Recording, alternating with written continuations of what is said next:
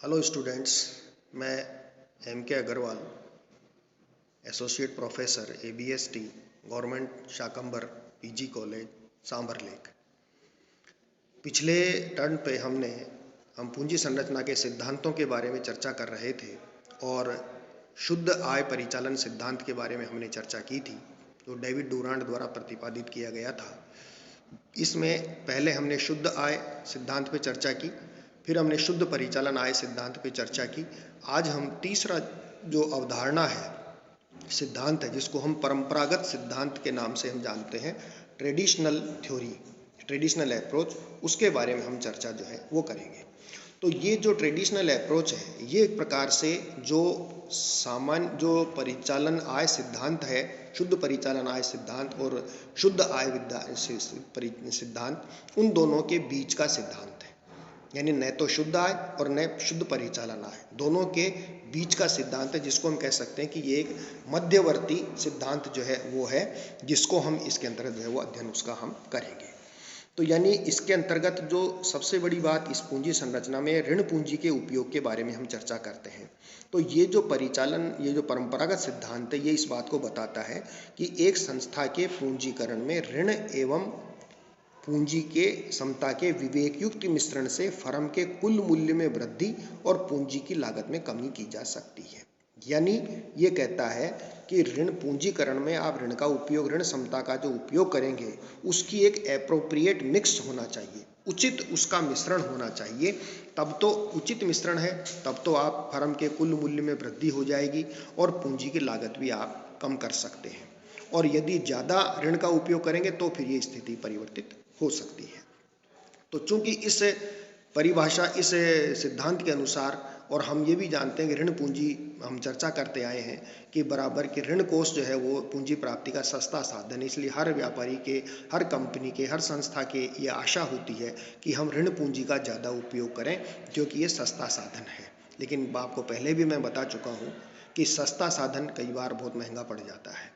तो इसलिए इस विचारधारा के अनुसार फर्म जो है अपनी पूंजी संरचना में ऋण पूंजी में वृद्धि तो कर सकती है और अब वृद्धि करके अपनी समग्र लागत को कम कर सकती है, लेकिन एक सीमा तक, एक लिमिट तक तो वो अपनी ऋण पूंजी को बढ़ा सकती है।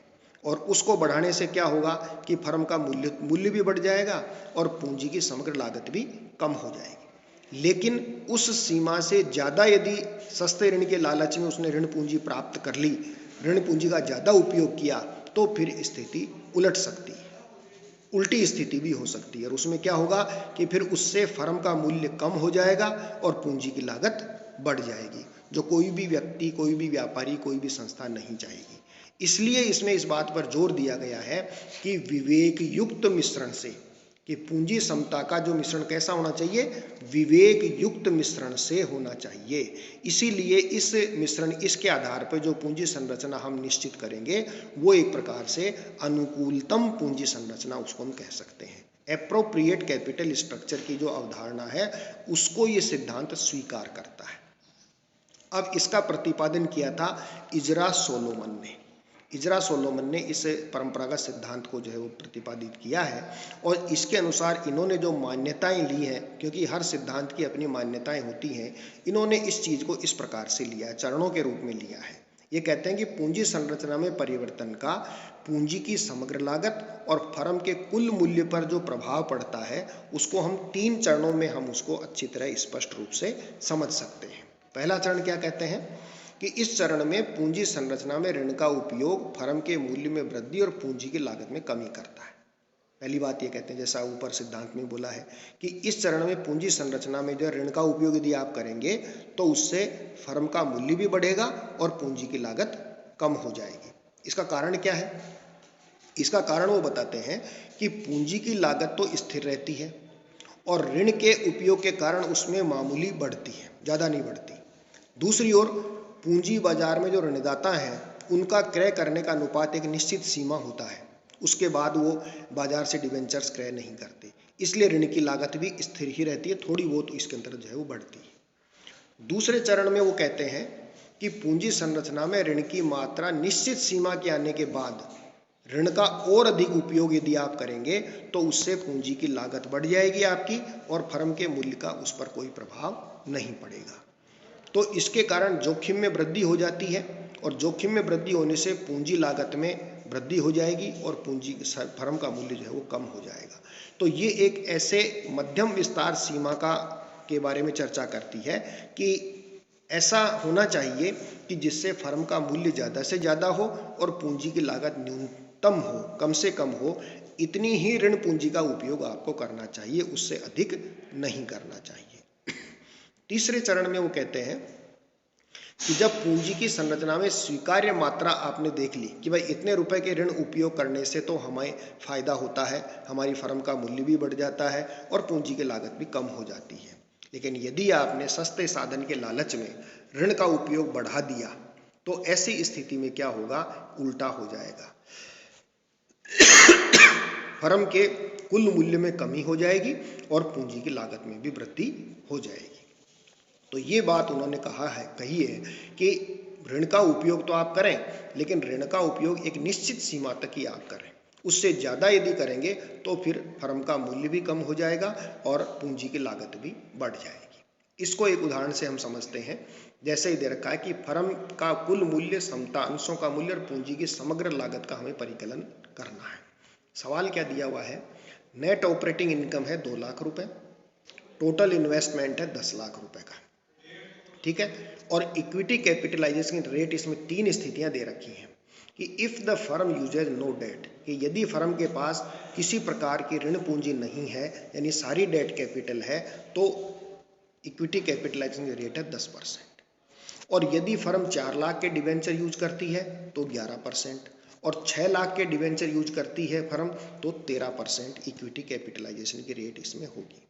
अब ये कहता है, ये मानिए कि 4 लाख रुपए के ऋण पत्र 5% ब्याज पर जारी किए जा सकते हैं तथा 6 लाख रुपए के ऋण पत्र 6% ब्याज दर पर जारी किए जा सकते हैं। ऊपर जो इसमें 4 लाख और 6 लाख के डिवेंचर जो दिए हुए हैं उनके लिए रेट ऑफ इंटरेस्ट नीचे बताई है कि 4 लाख रुपए के यदि आप ऋण पत्र जारी करेंगे तो 5% ब्याज पे जारी करने पड़ेंगे और यदि 6 लाख के ऋण पत्र जारी करेंगे तो आपको 6% ब्याज पर जारी करने पड़ेंगे।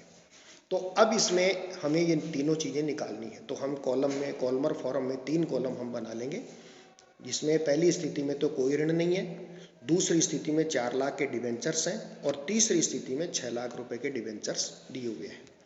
तो अब इसमें EBIT कितनी दे रखी है, EBIT तो 2 लाख है और टोटल इन्वेस्टमेंट 10 लाख का है। तो EBIT 2 लाख 2 लाख 2 लाख। अब इसमें आई घटाएंगे इंटरेस्ट, तो इंटरेस्ट देखिए पहली स्थिति में तो 0 होगा क्योंकि नो डेट है। दूसरी स्थिति में 4 लाख के डिवेंचर हैं 5% से, तो 4 लाख का 5% से कितना हो गया, 20,000 रुपये। तीसरी स्थिति में इसके अंतर्गत जो है वो आप देखिए ये दे रखा है 6 लाख रुपए के ऋण पत्र हैं और 6 लाख के 6% वाले हैं, तो 6 लाख का 6% हुआ 36,000, तो ये 36,000 रुपये लेस कर देंगे, तो सॉरी इसमें लेस करेंगे। तो EBIT में से आई लेस करेंगे तो यहाँ 2 लाख, यहाँ 1 लाख, 2 लाख में से 20 लाख गए तो 1,80,000 और यहाँ 2 लाख में 36,000 गए तो 1,64,000। तो ये तो हो गई अर्निंग बिफोर टैक्स, जो इक्विटी शेयर होल्डर्स के लिए लाभ अवेलेबल जो है वो कहलाएंगे। अब इसमें कॉस्ट ऑफ इक्विटी कैपिटल से इसको कैपिटलाइज करेंगे, तो इसमें 10% है, इसमें 11% है, इसमें 13% रेट है जो प्रश्न के अंतर्गत दी हुई है। क्वेश्चन में दे रखी है इक्विटी कैपिटलाइजेशन की रेट नो डेट में 10%, इसमें 11% और इसमें 13%। अब इसमें इसको गुणा करेंगे, 2 लाख गुणा 100/10 तो 20 लाख हो गया, 1,80,000 गुणा 100/11 करेंगे तो ये 16,36,363 हो गया और इसमें 1,64,000 को 100/13 से करेंगे तो 12,61,538 रुपये। तो ये हो गई इसमें समता पूंजी का बाजार मूल्य। अब फर्म की जो वैल्यू हम निकालते हैं, वी हम निकालते हैं, वी का फॉर्मूला क्या होता है, S+D, कि समता पूंजी के बाजार मूल्य में डेट कैपिटल और जोड़ देंगे तो V बराबर S+D, जो आपको फर्स्ट पहले शुद्ध आय सिद्धांत के अंतर्गत बताया था। तो अब इसमें D जोड़ेंगे, तो पहले में तो कोई D है ही नहीं, तो 20 लाख का 20 लाख हो गया। दूसरे में D था 4 लाख का, तो इसमें 4 जोड़ेंगे तो 20,36,363 हो गया। इसमें D है आपके 6 लाख रुपए का, इसमें D दे रखा है 6 लाख रुपए का, ये 6 लाख रुपए का, 6 लाख के डिवेंचर्स दे रखे हैं, तो इसमें हम 6 लाख रुपए जोड़ेंगे तो आपके ये हो गए 18,61,538। अब ये डेट कैपिटल फर्म की वैल्यू आ गई 20,36,363 और 18,61,538। अब आप इसमें देखिए जो सिद्धांत ये कहता है कि ये डेट कैपिटल का उपयोग एक निश्चित सीमा तक करेंगे तो फर्म का मूल्य बढ़ेगा और उससे ज़्यादा करेंगे तो घटेगा। तो 20 लाख वर्तमान में फर्म का मूल्य है और यदि आपने 4 लाख के डिवेंचर यूज किए तो मूल्य कितना हो गया 20,36,363 बढ़ गया 36,363 से। और यदि आपने 6 लाख के डिवेंचर यूज किए तो मूल्य कितना हो गया 18,61,538 रुपये। तो ये मूल्य कम हो गया। तो कहने का मतलब ये है कि यदि एक निश्चित सीमा तक आप ऋण पूंजी का उपयोग करेंगे तो ही फर्म का मूल्य बढ़ेगा, उससे ज़्यादा यूज करेंगे तो फर्म का मूल्य कम हो जाएगा। अब इसमें इक्विटी कैपिटल की कॉस्ट हम याद करेंगे, एवरेज कॉस्ट ऑफ कैपिटल, उसका फार्मूला है EBIT अपॉन V। तो EBIT तो सब में 2-2 लाख रुपए है, वैल्यू हमने ये निकाल ली, इसमें 20 लाख आई है वैल्यू, इसमें 20,36,363 है, इसमें 18,61,000 है।